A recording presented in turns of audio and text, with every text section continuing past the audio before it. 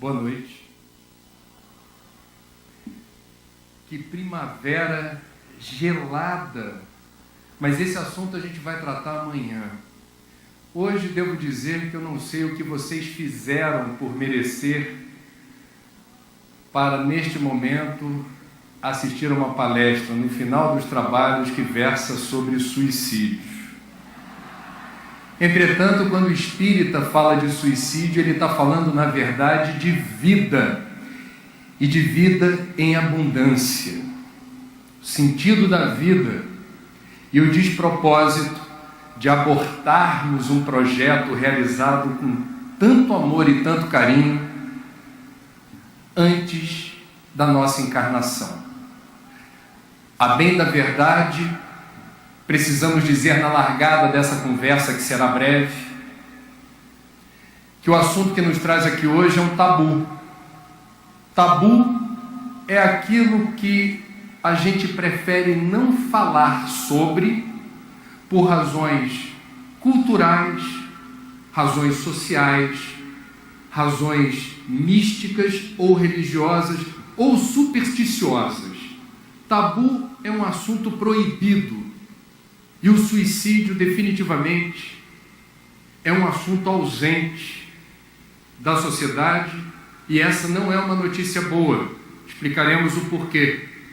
Vou compartilhar alguns números da Organização Mundial da Saúde que emprestam, a meu ver, legitimidade e urgência no tratamento desse tema entre nós. Estima-se que por ano um número entre 900 mil e 1 milhão de pessoas se matem no mundo todo. São 3 mil casos consumados por dia, 1 a cada 30 segundos. No Brasil são 26 óbitos oficialmente registrados por suicídio. Não aparecemos no ranking dos países onde esse problema é mais grave.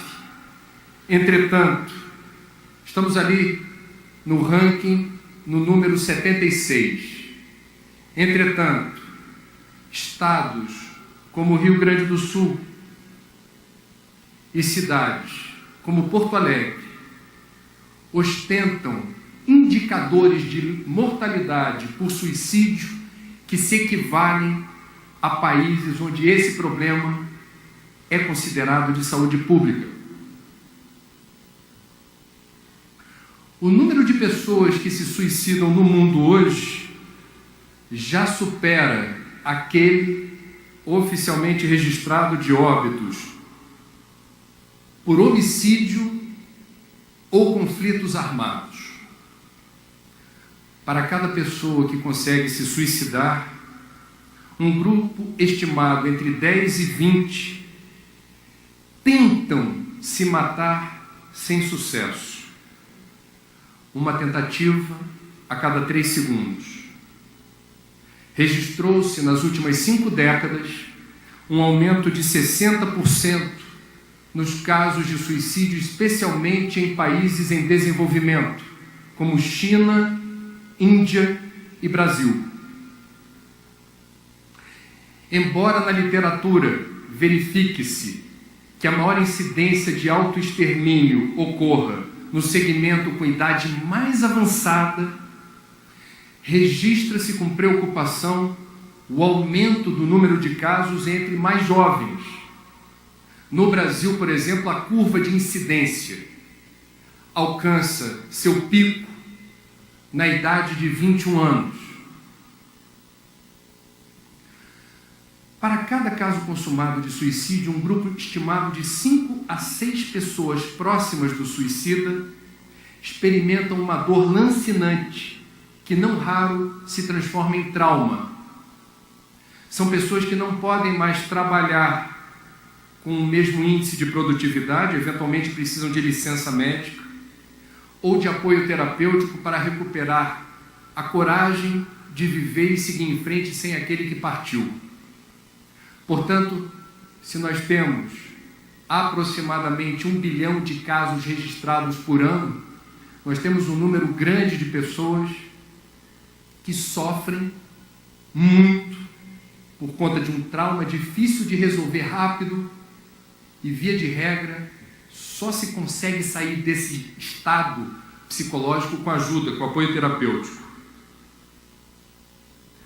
Por fim, a expectativa da OMS é que o número de suicídios no mundo dobre até o ano de 2030.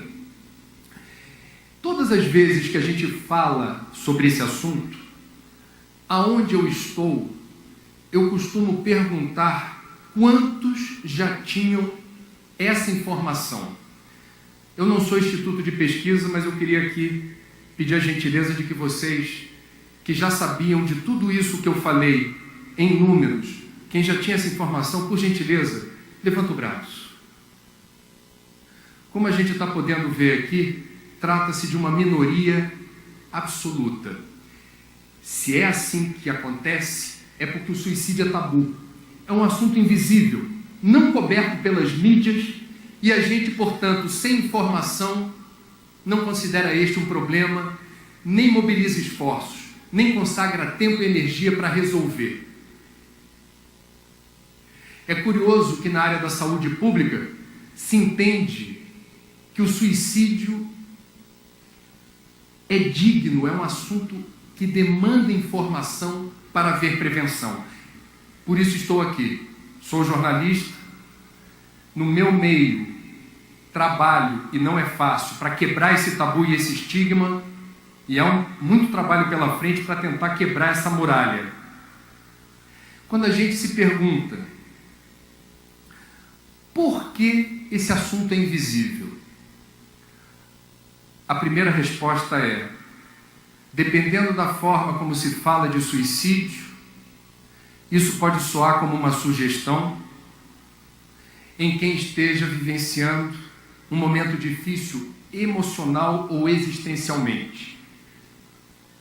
A primeira evidência disso ocorreu no século XVIII, por conta da primeira obra de sucesso do romancista alemão Goethe, Os Sofrimentos do Jovem Werther. É do ano de 1774, um romance em que o personagem principal, desiludido amorosamente, no final da história resolve se matar. E daí? E daí que no final de um determinado período, após a divulgação dessa obra que teve muito sucesso na Europa, se verificou que muitos jovens na Europa, no auge do romantismo, desiludidos amorosamente, escolhiam o mesmo método descrito por Goethe para se matar. Portanto, verificou-se o fenômeno do mimetismo. Quem esteja vivenciando uma situação vulnerável, emocional ou existencialmente, pode se inspirar em livros, peças, filmes ou na forma como a imprensa reporta casos de suicídio para repetir o gesto. Quando Marilyn Monroe desencarnou nos Estados Unidos, naquela época atribuiu-se a ingestão de barbitúricos, pareceu intencional. Houve, por efeito mimético, muitos casos parecidos. Quando o líder da banda Nirvana, Kurt Cobain, precipitou o seu retorno à pátria espiritual pelas portas do suicídio, igualmente se verificou, por efeito de imitação, jovens nos Estados Unidos principalmente que repetiram esse gesto fatal. Moral da história, há que se ter cuidado no trato do assunto. E o que diz a OMS sobre a maneira correta da gente falar de suicídio? A maneira correta é lembrar que o suicídio é prevenível em 90% dos casos. Eu vou repetir porque é outra informação que a maioria de nós não tem. Segundo a Organização Mundial da Saúde, em 90% dos casos, o suicídio está relacionado a psicopatologias diagnosticáveis e tratáveis. sem que a gente se dê conta, portanto, de que não há uma fatalidade quando alguém menciona eu vou me matar, ou quando alguém pensa que a saída para os problemas que enfrenta é se matar e não há o que fazer, não há como interferir. Há um determinismo. A pessoa já reencarnou pensando nisso, não há o que fazer. Em 90% dos casos, há o que fazer. O jornalista não sabe nada, mas a gente procura ter fonte. Eu tenho em minhas mãos um relatório do Ministério da Saúde que reporta o estudo que mostra por que é possível afirmar que de cada 10 casos de suicídio consumados, 9 são evitáveis. Pesquisou-se 15.629 atestados de óbito de suicídio e foram rastreados os históricos dessas mais de 15 mil pessoas que se mataram. Lá se verificou a predominância, em 35% dos casos, de transtorno de humor, depressão, diagnosticável e tratável, transtornos relacionados ao uso de substâncias, drogas, lícitas ou ilícitas.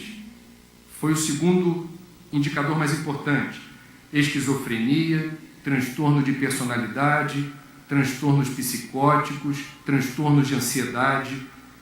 Em 90% dos casos há o que fazer. É preciso agir. Na área da saúde se entende que tão importante quanto falar como eu posso me prevenir da hanseníase, da dengue, da esquistossomose, da diarreia, da AIDS, doenças sexualmente transmissíveis, com informação.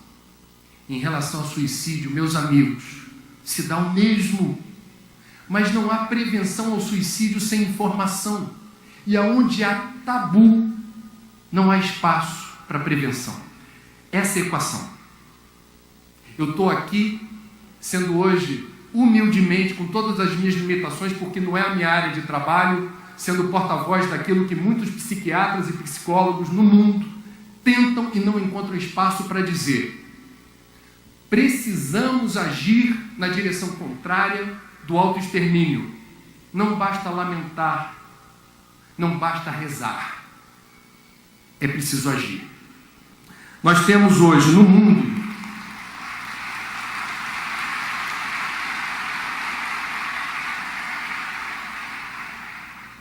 isso é curioso. Eu citei aqui alguns transtornos de ordem mental. Quem estuda hoje esse ramo chama-se, e eu acho o nome muito bonito, suicidólogo. Eu não sou suicidólogo, mas eu descobri que os psiquiatras que enveredam o seu trabalho na linha de investigação e pesquisa para tentar explicar esses números, por que tem tanta gente se matando? É suicidólogo. E o suicidólogo hoje mais não sabe do que sabe. Ele investiga a razão pela qual tanta gente no mundo está decidindo abandonar o barco. Mas entre as poucas coisas que a suicidologia hoje descobriu como fato científico, demonstrável, é que não há apenas uma causa determinante para o suicídio acontecer. Vamos dar um exemplo. Uma determinada pessoa, lembrando o que houve com Werther, desiludida amorosamente, descobre-se traída, resolve se matar. Meus amigos, vamos colocar aqui o absurdo estatístico que seria se toda pessoa que se descobre traída resolve se matar. Do ponto de vista epidemiológico, isso não é crível. Agora, se uma pessoa que se descobre traída, e essa é a lógica do suicidólogo, não teve no período da infância colo, atenção, afeto, carinho, intimidade com os pais ou responsáveis, pai e mãe que trabalha fora, não tem tempo para os filhos, compreende-se. Mas tempo não se mede pelo Deus Cronos do relógio. Você pode ter apenas 10 ou 15 minutos por dia. Não é vendo a novela das 9 no sofá junto que você vai contabilizar aquele momento como um momento de compartilhamento. São 10, 15, 20 minutos que o filho ou a filha, a criança, percebe que aquele tempo é dela. Totalmente dela. É o calor do colo, é o olho no olho, é a atenção. O nome disso é nutrição emocional. No período em que a gente tem mais fome de carinho, de afeto, de amor. 0 a 7 anos de idade. Quem cresce no ambiente doméstico, cercado de carinho, amor e afeto, constrói uma rede de proteção que não é 100% eficiente, mas faz a diferença para o resto da vida, nos momentos em que a gente estiver inseguro, triste, para baixo, deprimido. Eu tenho estoque de amor dentro de mim. Eu fui alvo de atenção, cuidado, carinho e afeto. Isso me acompanha. Faz a diferença. Aquele que se matou porque se descobriu traído, possuía alguma crença numa força superior? Eu posso chamar de Deus ou de qualquer outra coisa. Possuía ou não possuía? Não possuir fé em alguma força superior constitui um fator de vulnerabilidade, associada a outras que podem colocar aquela pessoa fragilizada num grupo de risco. Há outros fatores associados, eu não vou me alongar neles. Nós vivemos num país machista, na era da sociedade patriarcal, que não tolera o homossexualismo. Relações homoafetivas são alvo de preconceito dentro de casa, na escola, na universidade, no trabalho, na rua.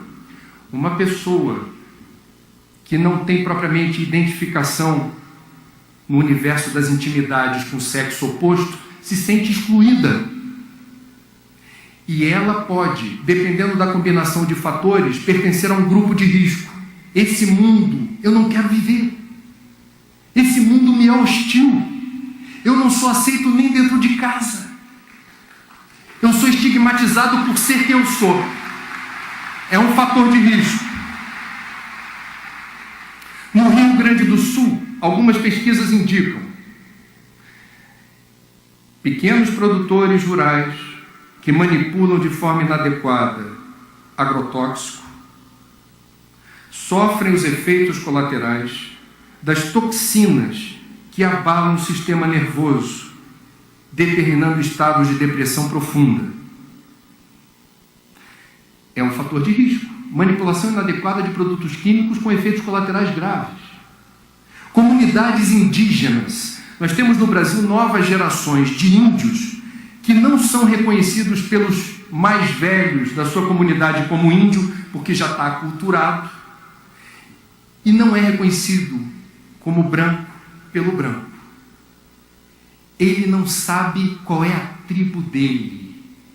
Ele não se sente acolhido em lugar nenhum. Os Guaranis Caiovás, lá na região do Mato Grosso, têm um dos maiores indicadores de suicídio do mundo. E uma das razões pelas quais isso acontece é que eles não sentem, não há sensação de pertencimento. Eles estão desconectados de tudo. E isso é grave. Depressão, principal fator de risco para o suicídio. Estima-se que um grupo entre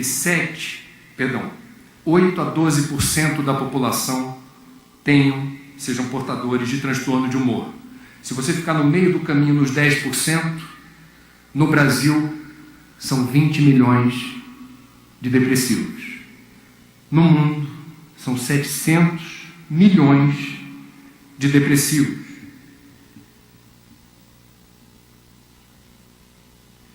Importante não confundir depressão com estado depressivo. O torcedor do Internacional, com todo respeito hoje, quem vos fala é um torcedor do Fluminense que já foi para a 3ª divisão e sabe o que é o inferno, o umbral. Eu vivenciei um estado depressivo quando fomos para a 3ª divisão e um jornal do Rio de Janeiro estampou na primeira página o que um tricolor ilustre chamado Chico Buarque declarou a respeito desse tema: descanse em paz, Fluminense. A Cláudia, minha companheira, sabe que eu ainda sou muito imperfeito no quesito futebolístico e me sinto ridículo quando eu fico triste porque meu time perde, mas eu sou assim ainda.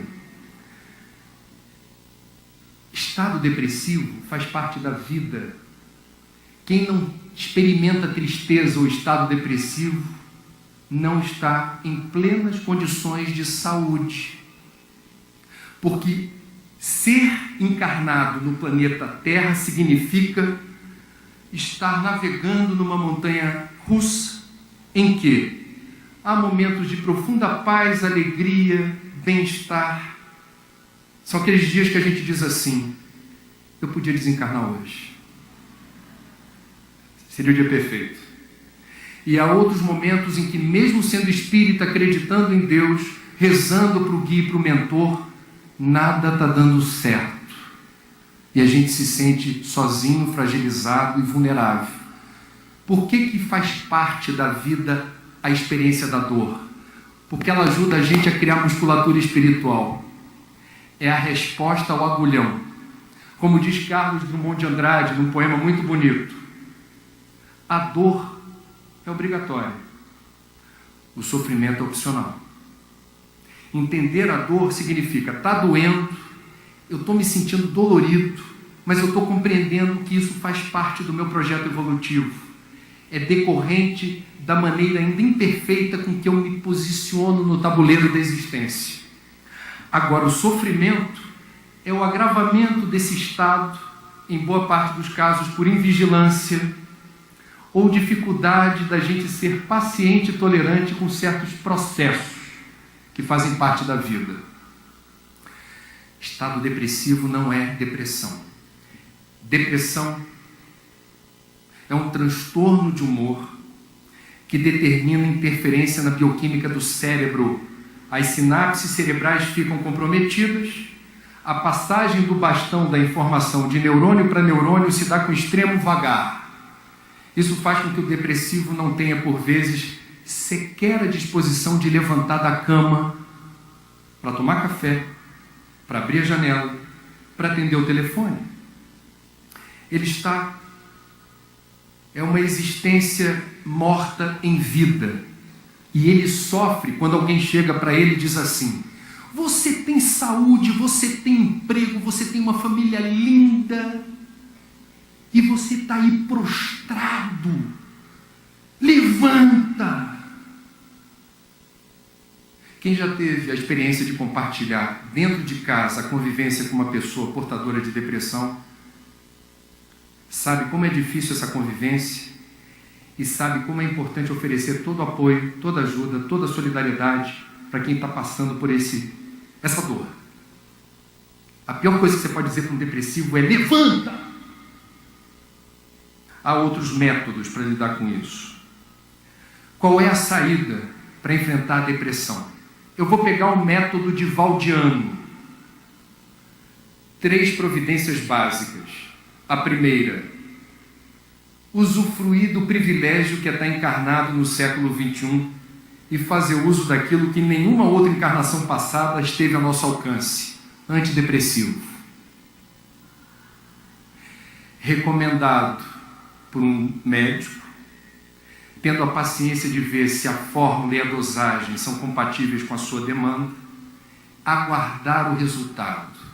O que os gregos chamavam na antiguidade de melancolia, em boa parte dos casos era depressão. E não tinha antidepressivo até há pouco tempo atrás. Viva o mundo de regeneração que está chegando com coquetéis importantes de antidepressivo para interferir na bioquímica do cérebro. Resolve o problema? Não. Mas não abra mão desse recurso. Ele é um primeiro passo terapêutico. O outro qual seria? o apoio indispensável e inadiável do terapeuta, para que ele ajude o depressivo a entender melhor quem ele é, o que o incomoda ou o fragiliza, aonde falta coragem, aonde falta disposição, eventuais causas dessa vida que estão determinando essa letargia, essa dificuldade de movimentação na existência. Não é possível abrir mão da terapia. Por último, mas não menos importante, a fluidoterapia. Lamartine Palhano Júnior, pesquisador espírita, diz que em aproximadamente 70% dos casos, a depressão está associada à ação de obsessores. Pela lei de sintonia, convém buscar o recurso da fluidoterapia, do passe magnético, para que a gente consiga, nesse período difícil, ter uma retaguarda minimamente não vulnerável à ação de quem está ajudando a gente a permanecer no buraco. Ainda falando de depressão, vou evocar aqui o que diz Joana de Ângeles. Aspas. A depressão tem a sua gênese no espírito, que reencarna com alta dose de culpa, quando renteando no processo da evolução, sob fatores negativos que lhe assinalam a marcha, e de não se resolver por liberar-se em definitivo. Essa vulnerabilidade, em boa parte dos casos, é culpa. Essa vulnerabilidade, você pode saber, quem está batendo em você, no depressivo não sabe por que está batendo, mas o depressivo sabe por que está apanhando. É algo por aí. E ele precisa mobilizar forças no sentido de, no mínimo, ter esperança, paciência de que aquilo vai passar. O psiquiatra Jaider Rodrigues de Paula, que é espírita, nos diz: estão insípidas no perispírito as matrizes da depressão. O corpo físico reflete o corpo espiritual. Se o reencarnante traz esculpido no seu psicossoma as matrizes da depressão, elas influenciarão ativamente na seleção genética dos elementos que poderão, é uma possibilidade, poderão viabilizá-la na vida física, caso o interessado deseje. Olha o livre-arbítrio. Doenças são efeitos, não causas. O que diz o Espiritismo a respeito da depressão? Perdão, depressão eu já falei. O que diz o Espiritismo a respeito do suicídio?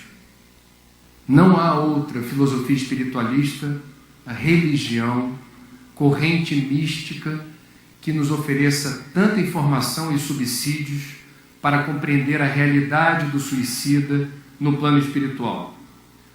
Importa saber que em nenhuma hipótese o ato suicida representará alívio ou melhora das condições emocionais daquele que se auto-extermina. Entretanto, o destino espiritual do suicida não é igual para todos. Há que se reconhecer gradações de experiências pós-mortem do corpo do suicida. Exemplo: aquele acometido de esquizofrenia, profundamente perturbado por não conseguir distinguir com clareza o que é realidade e o que não é, e eventualmente alvo de forças ocultas que estimulam o aborto do projeto existencial. Este, quando se mata, não pode, não deve ter o mesmo destino daquele outro que age friamente, sem nenhuma psicopatologia de ordem mental e que desiste da vida por capricho. Não tenho mais vontade de viver. Para o planeta que eu quero descer. Chega, fim, basta. Um ato frio, calculista. Esse que gozava de plenas condições físicas e mentais de seguir por todo o transcurso da existência carnal, quando abandona a existência, ele terá que entender pedagogicamente, através da dor, o equívoco desse gesto. Outra questão importante. Perde-se tempo, a meu ver, quando a gente diz assim: quem é o suicida? Alguém dirá: é um covarde que abandonou a existência. Outro dirá: é um corajoso, porque a gente tem um instinto de sobrevivência, não é fácil precipitar a própria morte. Permitam-me dizer que essa é uma discussão, eu diria, irrelevante. O que importa é reconhecer que todos os suicidas, quando decidem cometer esse ato imprudente, querem solução. Querem resolver um problema que causa uma profunda angústia existencial. Essa é a leitura que eu faço.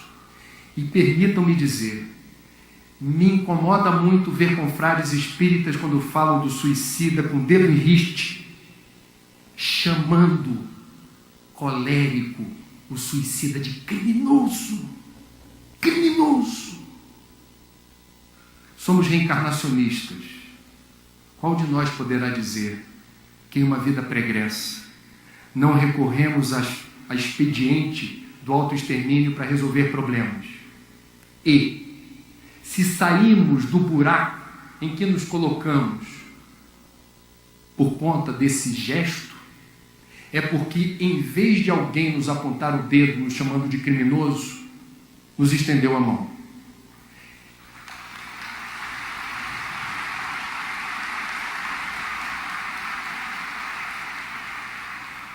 Me parece, portanto, de fundamental importância que, mesmo entendendo a gravidade do suicídio, o nosso gesto seja aquele compatível com o do Evangelho, que perdoa 70 vezes 7 vezes e que ama ao próximo como a si mesmo.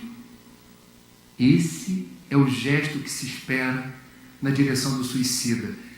Permitam-me dizer que me incomoda igualmente na prece final, numa instituição espírita, depois de uma palestra ou qualquer outra atividade da casa, na maior parte dos casos em que eu prestei atenção no que estava sendo dito na prece final, a gente se lembra do orfanato, do asilo, do manicômio, se é dia de São Francisco, dos vira-latas, dos gatinhos abandonados.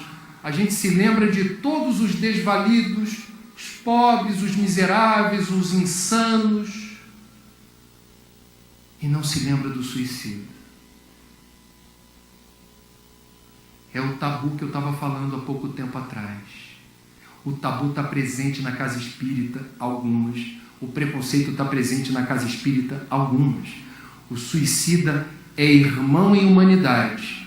Ele errou e precisa de nós para seguir em frente.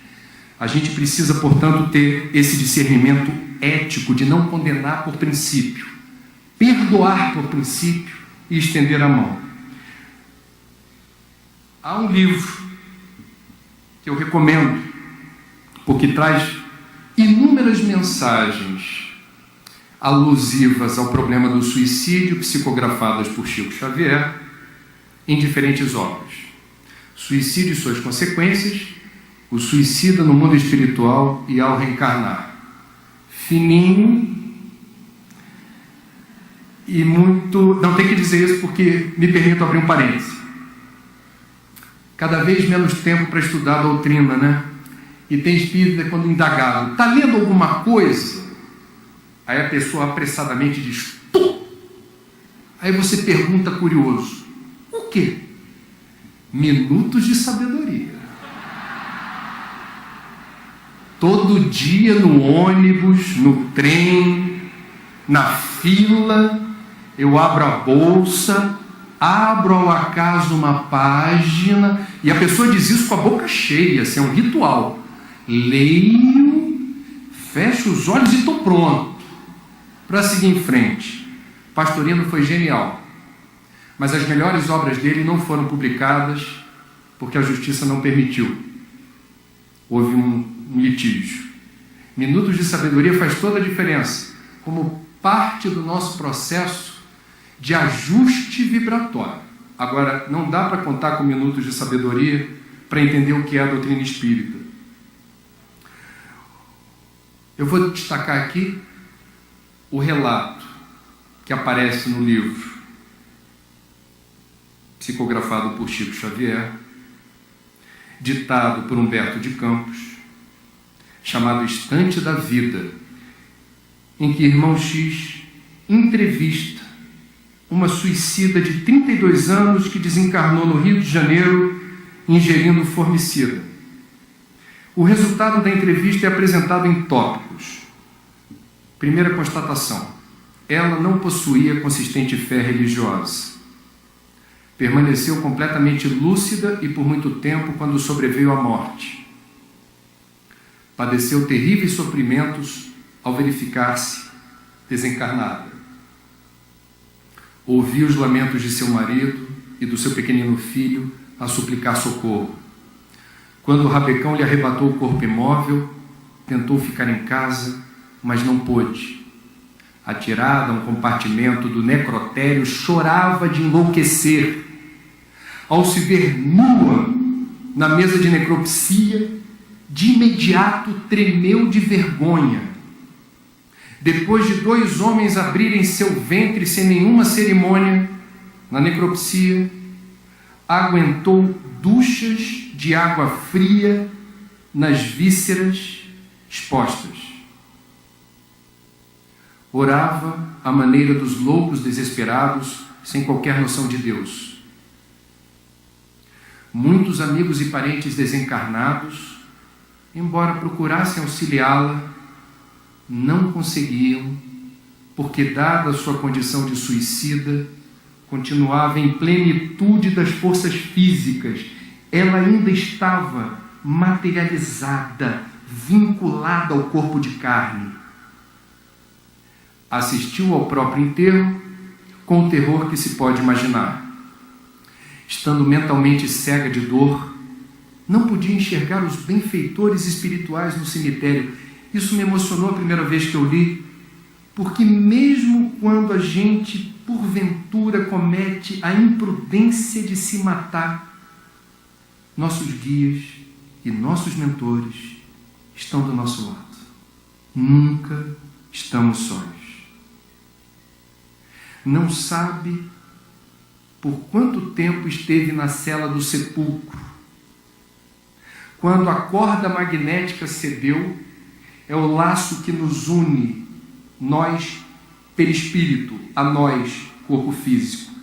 Quando esse laço finalmente se desprendeu, ela pôde se pôr de pé na cova. Após muito tempo de oração e remorso, obteve socorro de espíritos missionários, a fim de interná-la num campo de tratamento no mundo espiritual. Decidiu matar-se por ciúmes do esposo, que passava a simpatizar com outra mulher. Bom, Humberto de Campos perguntou-lhe se aquela atitude havia trazido algum benefício. E ela respondeu o seguinte: apenas complicações. Após 6 anos de ausência, ferida por terríveis saudades, ela obteve permissão para visitar a residência que julgava como sendo a casa dela, no Rio de Janeiro. Tremenda surpresa. Em nada adiantara o suplício, diz ela. Meu esposo, moço ainda, necessitava de companhia e escolhera para a segunda esposa a rival que eu abominava. Ele e meu filho estavam sob os cuidados da mulher, que me suscitava ódio e revolta. Em outras passagens desse livro, se diz que as pessoas, quando cometem suicídio no auge do desespero, por vezes a solução do problema ocorre horas depois do ato fatal, no dia seguinte. É impressionante a providência divina. É um momento de superação. O maior desafio da gente, no auge do desespero, é respirar e lembrar que amanhã é outro dia.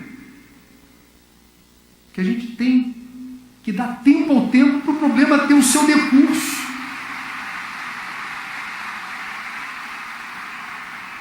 Parece simples, mas não é. E há aqueles que leem o Evangelho no auge do desespero, esperando uma mensagem direta. Tem que falar comigo, tem que dar resposta para o meu problema. Gente que fica decepcionada quando finalmente, na mediúnica do centro, chegou a mensagem para você.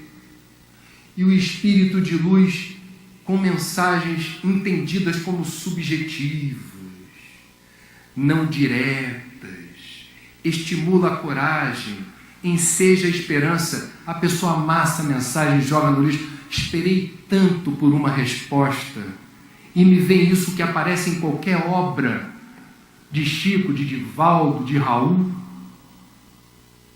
Espírito de luz, por definição, não costuma entrar no varejo das pequenezas que nos afligem no dia a dia. Evolução é mérito. Evolução é um processo pessoal e intransferível. Se o guia se propõe a escrever: Alberto, amanhã não vá trabalhar, vai por mim, procura outro emprego. Em relação à sua mulher, você está ouvindo muitas bobagens todo dia, está na hora de se impor na relação. Não há mérito. Não há mérito. Não há evolução. A pedra foi cantada. Não há o que comemorar. Uma existência que passa rápido e sem a solução esperada para aquele projeto. A pergunta que a gente faz quando o suicida sofre é a seguinte: é Deus que castiga? Eu confesso a vocês que eu não entendo a palavra castigo compatível com doutrina espírita, embora apareça a palavra castigo em algumas obras. Castigo não é aplicável aqui porque, imagine a seguinte situação: apagão, não tem luz em casa, é noite. Pais pegam a vela e acendem, e um filho pequeno resolve brincar com a vela, porque nunca teve apagão naquela existência miúda. Ele se entretém com fogo e começa a passar o dedinho na chama até queimar. A pergunta é: Deus castigou o garoto porque ele botou o dedo no fogo? Não me parece que seja isso. O encontro de uma estrutura de carbono cheia de terminais nervosos chamada dedo com uma energia elementar do universo chamada fogo, com alto poder calorífero, resulta em degradação da estrutura de carbono com repercussão no sistema nervoso. É a natureza agindo. São as leis que regem a vida e o universo. Não há castigo de Deus se você queimou seu dedo na vela, filhinho. Em relação ao suicídio, a gente vai encontrar no livro referencial na doutrina, para mim, que é Memórias de um Suicida, de Ivone Pereira, uma explicação muito interessante do que acontece e que determina esse flagelo, que ela no livro diz: não há palavras conhecidas em nenhum idioma, em nenhum dicionário, para descrever a aflição do suicida. Diz Dona Ivone: será preciso que se desagreguem dele, o suicida, as poderosas camadas de fluidos vitais que lhe revestiam a organização física, adaptadas por afinidades especiais da grande mãe natureza à organização astral, ou seja, ao perispírito, as quais nele se aglomeram em reservas suficientes para o compromisso da existência completa. Resumo da ópera: há fatores deterministas em cada encarnação. Se eu sou filho do meu pai e da minha mãe, o meu DNA está determinado. Está determinado.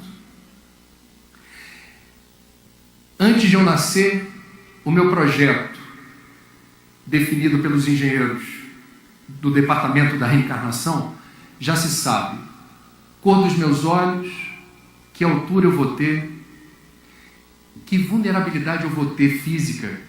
Eu tive pielonefrite no rim, eu tive rinite alérgica braba na minha infância,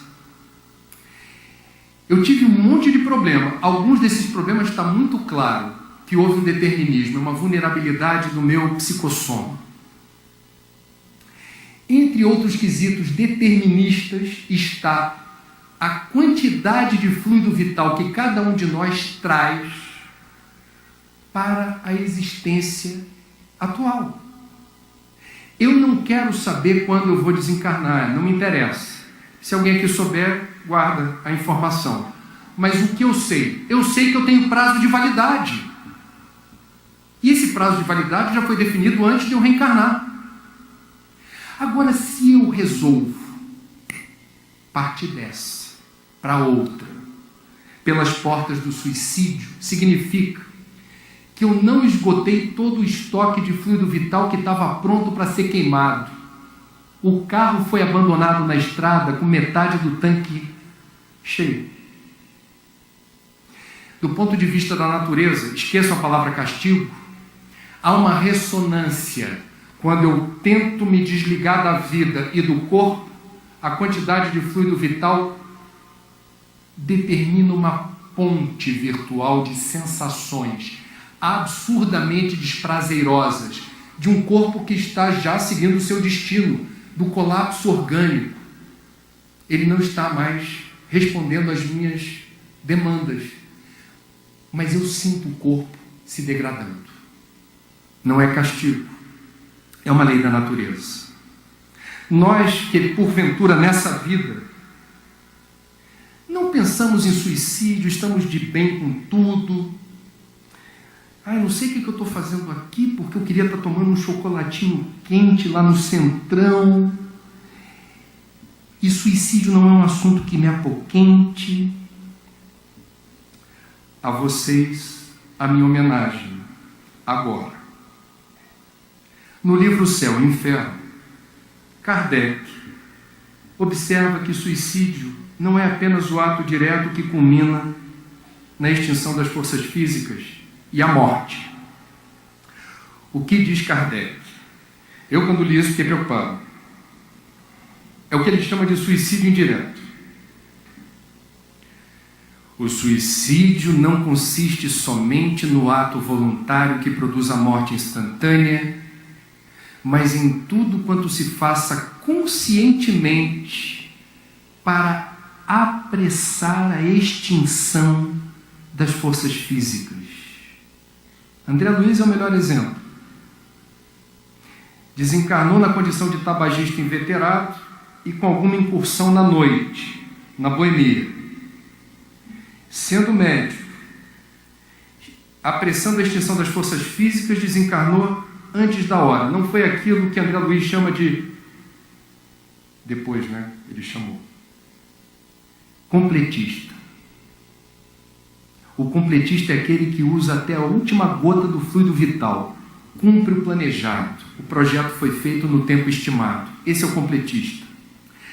Quando eu falo do completista, quando eu li isso nas obras de André Luiz, eu me lembrei de imediato daquela maratonista que entrou na história das imagens mais emocionantes das Olimpíadas.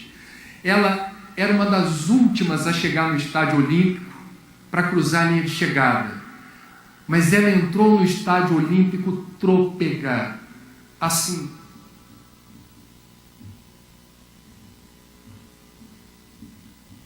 Os funcionários do Comitê Olímpico Internacional se cercaram para que ela não, se ela caísse, não se esborrachar no chão, mas não podiam tocar nela. E não podiam tocar por quê? Se tocassem e amparassem pelas regras da maratona, ela estaria desclassificada. Foi a imagem mais linda de todas as maratonas que eu já pude assistir na televisão, acompanhando a Olimpíada, porque ela conseguiu a duras penas, trôpega. Era uma imagem que despertava misericórdia. Dar a volta olímpica e cruzar a linha de chegada. ela foi ovacionada o tempo todo pela plateia. Quem estava acompanhando pelo COI aquela pessoa, aquela atleta, estava chorando, vendo o esforço descomunal que ela estava fazendo. Ela é uma completista. Ela não desistiu. As forças físicas já tinham abandonado e ela não caiu. E se caísse, provavelmente ela ia se levantar. E ela ia seguir em frente. Os guias e mentores, metaforicamente, estavam do lado. E os guias e mentores não poderiam tocar e se levantar porque o mérito da linha de chegada é dela.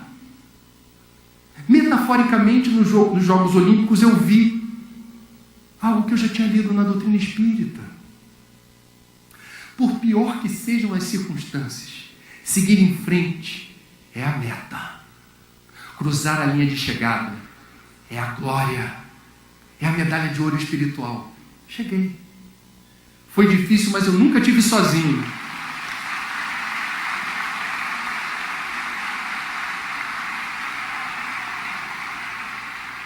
Meus amigos,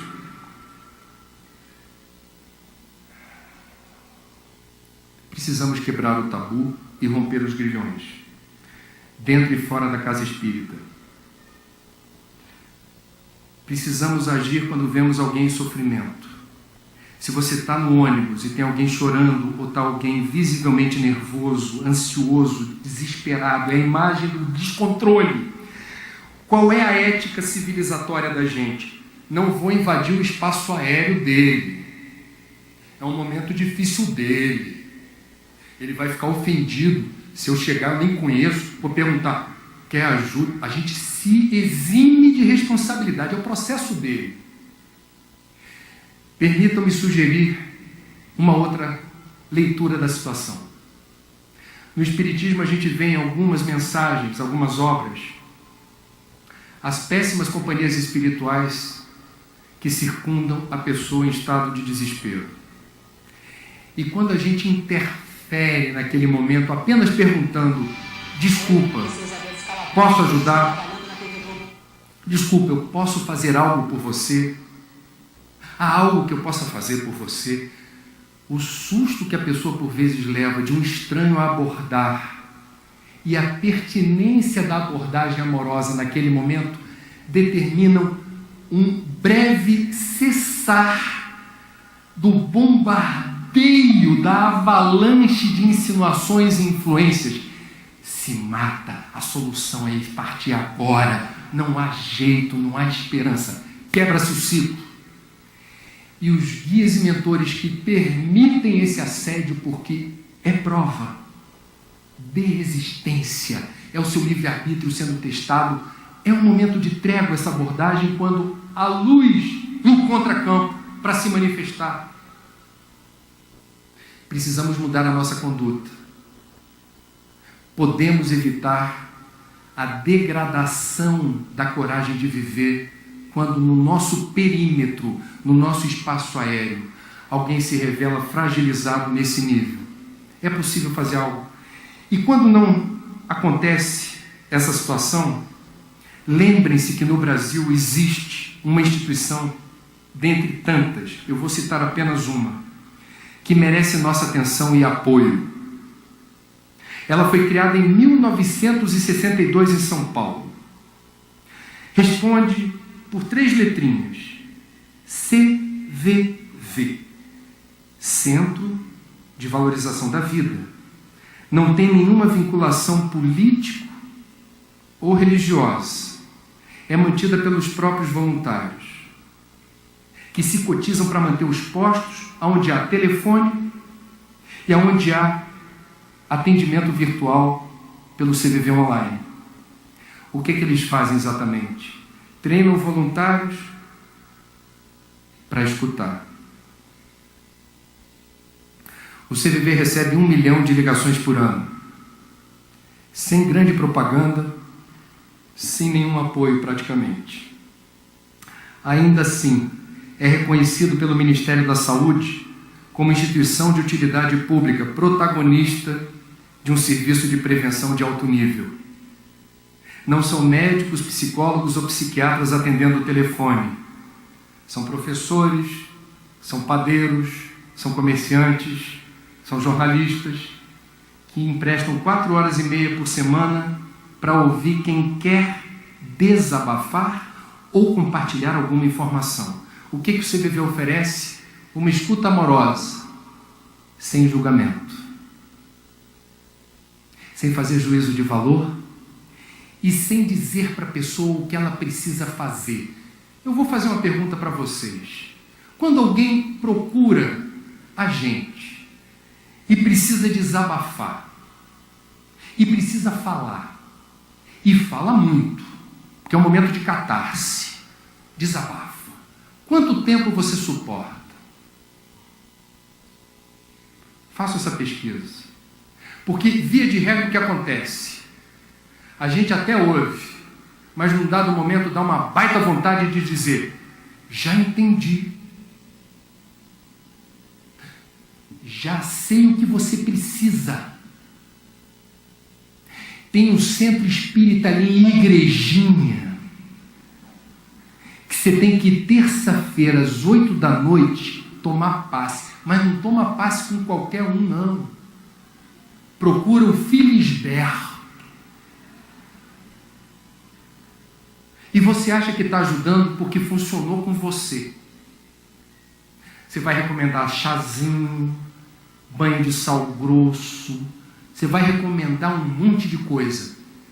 Por vezes, a pessoa se sente ofendida, porque esperava de você escuta atenciosa, sem julgamento. E você quis dar uma receita. O bem é permitir que haja esse espaço da confidência. Não temos tempo para isso. Somos apressados, impacientes. A gente fala do Evangelho, mas não pratica o Evangelho na hora de emprestar o ouvido e fazer escuta atenciosa sem julgamento. Isso é que é difícil.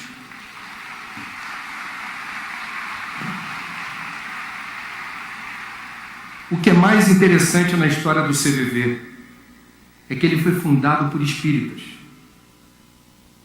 que não fizeram Tele Kardec em 62.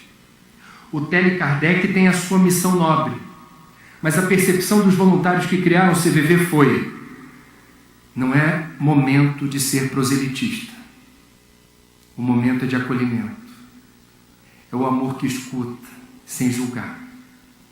Se me ligar um judeu, um muçulmano, um seguidor de uma religião afro-brasileira, um protestante, se me ligar um ateu, um materialista, alguém revoltado com a vida, eu não vou dizer para ler o livro dos Espíritos, o Evangelho, para ir no centro, para tomar passe, para ver no YouTube Divaldo. Não. Eu vou ouvir, sem julgar. Uma das experiências mais emocionantes como jornalista para mim foi, ao fazer um programa sobre o CVV, procurar um dos 4 artistas que doaram para a instituição as imagens deles e pequenos textos recomendando o trabalho do CVV.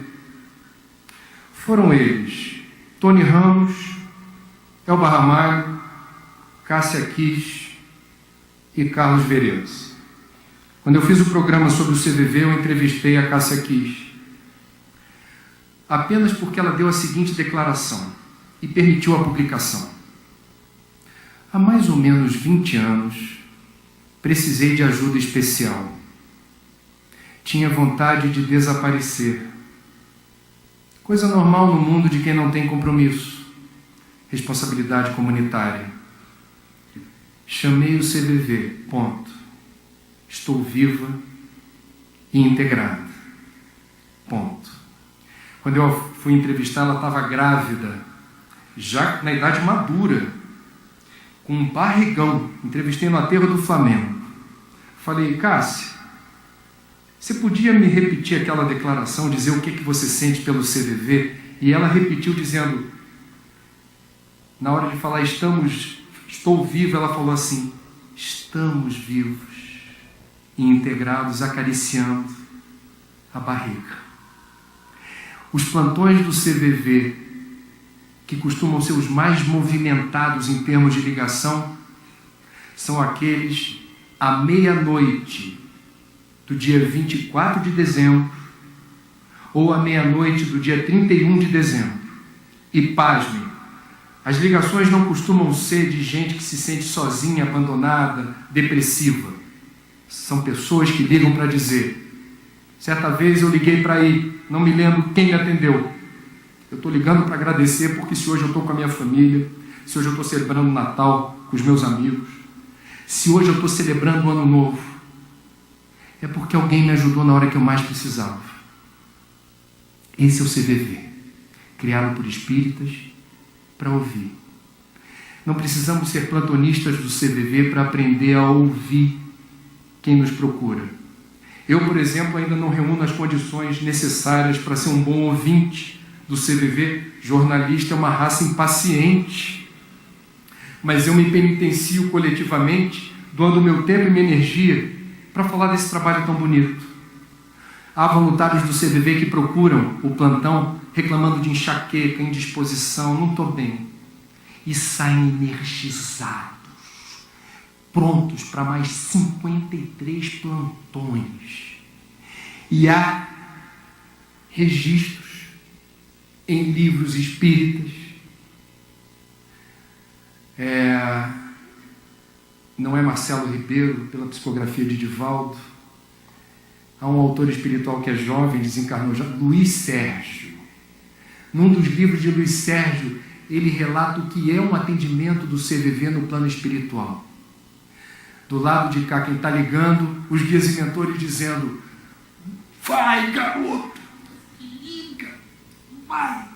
E do lado do plantonista, a egrégora do CVV é poderosa, aquela intuição para deixar falar e fazer os comentários devidos para que a catarse tenha lugar.